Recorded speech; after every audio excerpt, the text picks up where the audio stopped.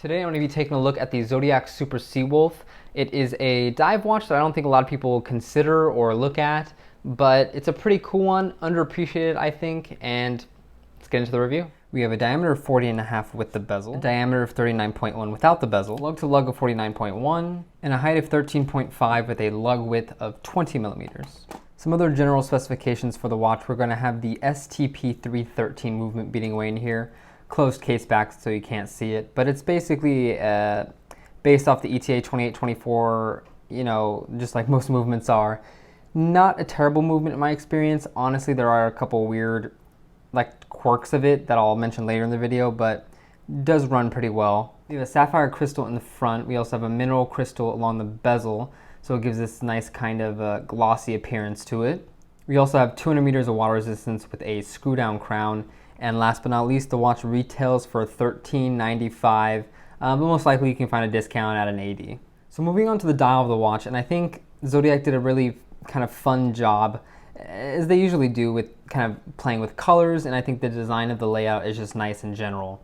As you can see, we have these just basically rectangular squarish pips for all the markers, a nice framed date window at 3, applied Zodiac logo there and a bunch of text on the dial. Not too much, I don't think. Nice contrasting minute track section over here, and you can see the kind of black minute markers stand out really well against it. Something I particularly like about this kind of Zodiac Seawolf platform is these kind of square hands that they use, or really the rectangles.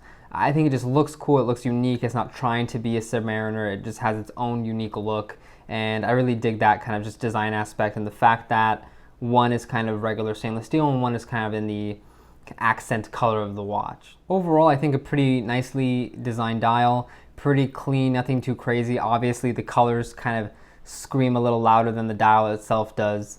But I like that they kept the text pretty minimal. I think the Super Seawolf, super fancy text is maybe a little superfluous up here, but in the end, I still don't think it looks bad. So looking a little closer at the Zodiac dial, as you can see, it looks pretty nice, but it's not without its imperfections. We can see up there around the 12 o'clock, there is a little weird kind of like glue or material at the very top, kind of a chip away at the bottom edge there. The Lume itself kind of is not tightly packed. It has a big grain to it, which isn't always the best. You can see that the actual hour markers themselves have this kind of like porous texture to them, which is kind of cool. Zooming in closely on the hour hand, we can see that there is kind of like almost a tiny little bit of metal missing on it. Not really noticeable at all, but once you get down to this magnification, sometimes you see things you can't with the naked eye. There is kind of some dust on the dial, some kind of specks, which really shouldn't be there, but hey, some things happen. As you can see there, a little bit of kind of chipping around the date window. Overall, this kind of like green paint / lacquer that the hour hand as well as kind of the outer track have looks great. There's no imperfections along that. It looks nicely applied. It has this nice sheen to it. But overall, the dial does have its imperfections. There are kind of a little bit of QC issues going on. Again, kind of the edge of the markers are a little bit dirty, a little bit kind of maybe glue or some other particulate kind of stuck on the dial. So overall, not the best, definitely not the worst I've seen either. And before we move on, one thing I wanted to note is that the kind of middle section of all the hands are nice and blocked out, which kind of give them a little bit more of a floating appearance. It is a really nice touch, something I really didn't notice at first, and it ties in nicely with all the kind of black text that the Zodiac already uses on the dial. So moving on to the case of this watch, and this is one of the things that I really like about the Zodiac Super Seawolf range, and it's a really comfortable and kind of really nice mid-sized diver option. Again, although the bezel makes it seem like a 40.5 millimeter watch, it actually is a 39 millimeter case, which is really nice to see. Looking a little more generally at the case, we can see the lug tops are completely polished. There's no chamfering or anything fancy going on there. The actual case sides are vertically brushed, as you can see. Signed, polished Zodiac crown there. We have a polish along the bezel. And then looking from the side here, you can kind of see how nice the mid case is kind of proportioned. It is a fairly thin mid case overall and has a really nice curve down between the lugs there. They are fairly long lugs, but they do have a nice generous curve to them. So even on my smaller wrist, it does wear really nicely. Pretty plain Zodiac case back there with just the logo in the middle and some text around the outside. Not bad looking by any means, but also not the best looking. No complaints though. Looking just for a second at the bezel, I think this is one of the nicest and just most fun parts about this Zodiac range, is that they always do pretty nice colors with the bezel, and because it's done this mineral crystal application, it has this nice depth of color. They have more fun with colors. It just looks a lot different than a ceramic bezel does. And it's really nice that Zodiac uses kind of the accent color to its fullest. You know, you have all these green elements on the dial, then you also have it in the actual bezel itself, which is a really, really nice touch. Looking at the bracelet, we can see we have a Jubilee style 5-link bracelet. Super comfortable overall, and what I really like is once we get down to this butterfly deployant clasp with the Zodiac logo here. It's a fairly nice and discreet clasp, and what's really nice is it has this little bit of kind of micro adjust built into it, this little bit of flexion in here. So what's really nice is if your wrist expands, it allows a little bit of flexion, a little bit of give, just to give that perfect fit and not be too tight on wrist, which is really nice to see. I really like the application of that. I think Zodiac did a really good job at keeping the whole mechanism very thin, and it's just a really, really nice touch for the watch. So moving on to how the watch wears, earlier I was wearing my other Zodiac, and obviously this is pretty much the same watch, just in a different color scheme.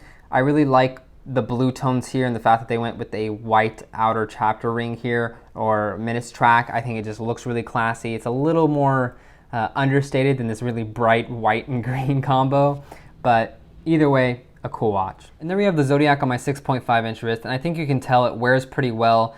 Although it has fairly long lugs, not only do they have this kind of angle built into them, so it kind of extends the effective length of them slightly, but again, you have that really nice curvature down to the wrist, so it actually doesn't rise above the wrist. It doesn't fit slab-sided.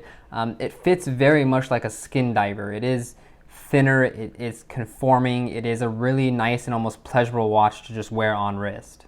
Looking at it from the side view, as you can see, it does conform really well. If there's any flexion, it really just does nicely conform to the wrist. And again, because of this clasp here, any flexion past what it's sized at will end up fitting really, really nicely and just conforming nicely.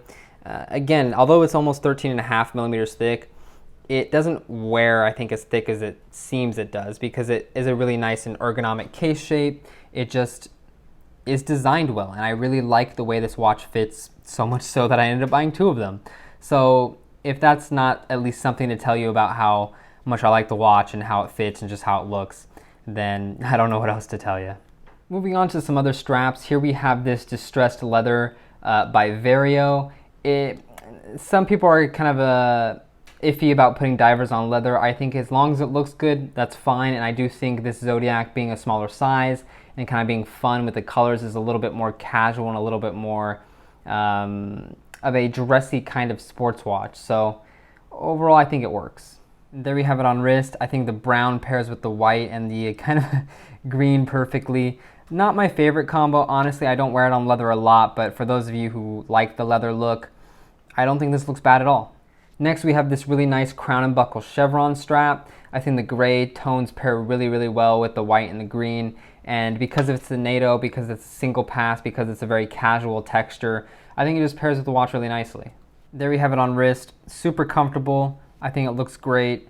Overall, one of the combos I do wear a lot on this watch, so I dig it. And lastly, the Archer silicone strap. I think it looks really nice on this watch. I think the white tones aren't too different from each other to where it actually looks pretty good. And of course, super summery combo, super fun, super comfortable with the silicone, making the white tones dominate a little bit more than the green ones. If I'm not wearing it on the bracelet, I'm usually wearing it on this, so of course I dig it.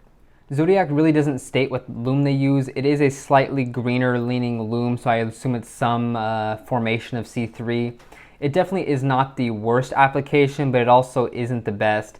Doesn't last that long, and honestly doesn't have the prettiest kind of tone to it. As you can see, the kind of hands and the actual markers are kind of a much different tone. And then you can kind of see in the 12 o'clock marker how it is kind of missing some lume towards the middle. So not the best application, but not the worst. I do really like how the kind of glow disperses a little throughout the mineral bezel. It would have been nice to see a little bit more lume throughout the bezel itself, but hey, it is nice for what it is. Re-looming and comparing to the Timex, as you can see, the Timex is much brighter, but overall the Zodiac is still very readable, but just not the best application, not the strongest signature. So pros and cons of this watch, and I think one of the biggest pros will be the design, both in kind of like the case design and just the fact that they have fun. Zodiac is one of those brands that kind of do not shy away from colors. Obviously this one is kind of like in this, to some sickly green color, you know? And like my other Zodiac, it has that nice blue tone to it. They've done orange, they've done like watermelon, they've done so many different colors, and it's nice to see a brand not going just for the classic black or blue and sometimes the odd green. They're doing a little bit more of those unique colors, a little bit more of a unique color combinations, and it's nice to see because it changes up the look in a watch box. You know, it makes it a unique piece on its own just by being more fun. And again, with the case, I just really like how it wears. I like the little mechanism they did with the bracelet.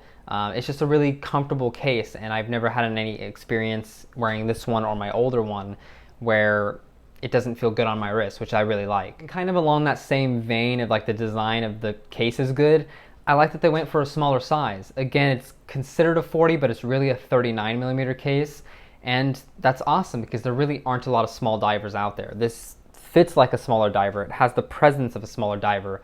Because of the long lugs, maybe you can get away with it on a larger wrist just because it will have a visual presence, a nice stance on wrist.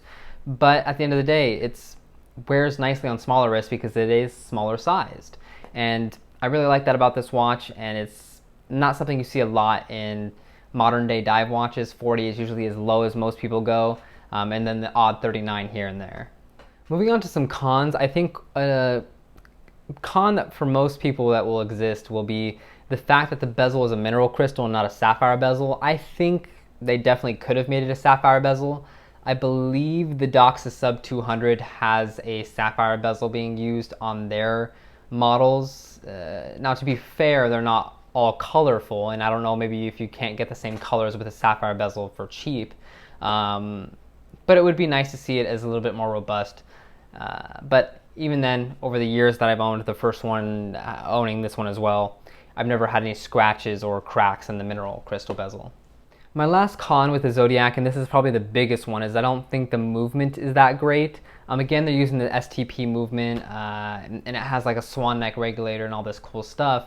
The accuracy is decent, it's not anything amazing, and on top of that, the crown operation is a little weird because both for this green model and my regular blue model, you kind of pull it all the way out in order to stop the seconds hand, and then it does stop, and then once you go to kind of change the time, the kind of crown clicks in a weird way and the seconds hand starts moving again, and then you have to kind of pull it out more to stop it all the way. So there's this kind of like weird actuation feeling that shows that, at least from a user standpoint, it's not optimized well, it's not working the way it should. And at least with my first Zodiac, there was like a issue where I would wind the watch and it would kind of make the rotor spin instead of the actual like winding the watch. So that was an issue for a bit.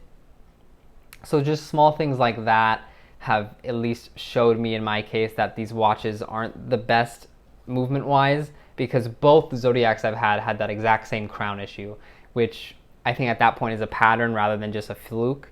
So it's unfortunate, but I still like the watch, so some things we live with, some things we can't. And to be fair, that's a pretty major con. And then just trying to take a quick look at this crown issue. We're going to unscrew it,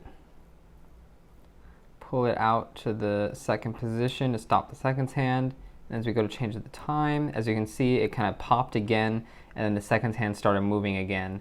And you have to kind of pull it again one more time to kind of actually push it all the way out. I don't know why that happens. It doesn't happen every time. Like if I do it again, crown's all the way in, crown all the way out, and then I move, see, it's not happening this time. So it's kind of like it happens sometimes, and it shows that there's something kind of wonky about the crown operation or the crown kind of compatibility with the movement. I don't really know, and it's a weird issue I really haven't had with any other watches before. So final thoughts on this watch, and basically I do love it. I think the colors are amazing, the colors are fun, The way it fits is really nice, and at the end of the day, it's a unique watch. It's not a watch that a lot of people go for. It's different feeling than a lot of other dive watches on the market. It has a dressier feel to it because of the kind of colorful bezel and just the smaller size and the way it fits and the way that it has polished lugs, which kind of makes it dressier. It has all these little elements that I think just differentiate it. And at the end of the day, the Super Seawolf, or the Seawolf back then, was one of the first dive watches ever. So it has some heritage to it at the very least.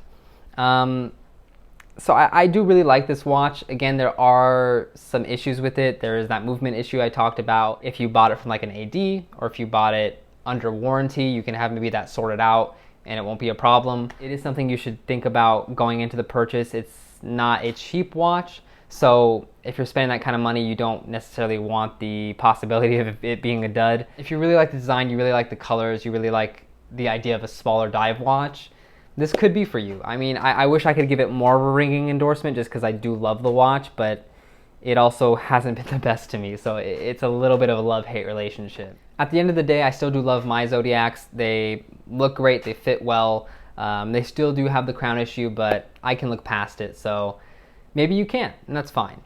But if you do get one, let me know how you enjoy it, or if you enjoy it. If you don't, I understand. Not for everybody.